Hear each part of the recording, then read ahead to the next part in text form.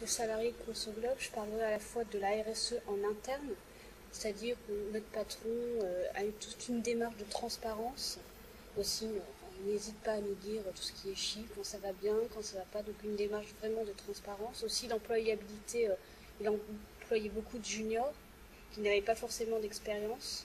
Donc pour moi, ça c'est une démarche de RSE. L'entreprise doit être aussi le reflet de la société.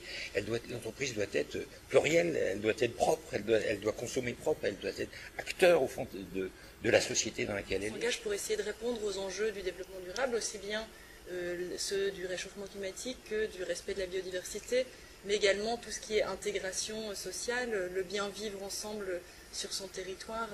Et c'est vraiment ce travail de l'entreprise pour se prendre en compte en tant que structure dans un environnement beaucoup plus large, en incluant ses collaborateurs, leur santé, leur employabilité, etc. Il a aussi besoin d'être fier de son entreprise, quoi. Il a besoin de dire, oui, mon entreprise, voilà ce qu'elle fait, elle est propre, enfin entre guillemets, elle pollue pas, elle est propre, elle s'engage.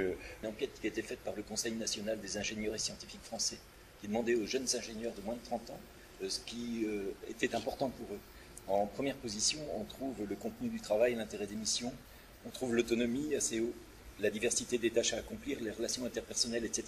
Et en 14e position, on va retrouver votre rémunération et ses compléments. La capacité qu'il y a dans cette région, et c'est étonnant, d'innovation, de création, dès qu'on est en difficulté, dès qu'on des crises, et Dieu sait si on les a répétées ces crises, la capacité au fond que l'on a ensemble à rebondir. On a beaucoup de structures au niveau de la région pour innover, pour agir sur le plan social et environnemental. C'est très bien placé puisque voilà, la région Nord-Pas-de-Calais, pas très loin de l'Angleterre, pas très loin de la Belgique, des Pays-Bas, on est à quelques heures de Paris.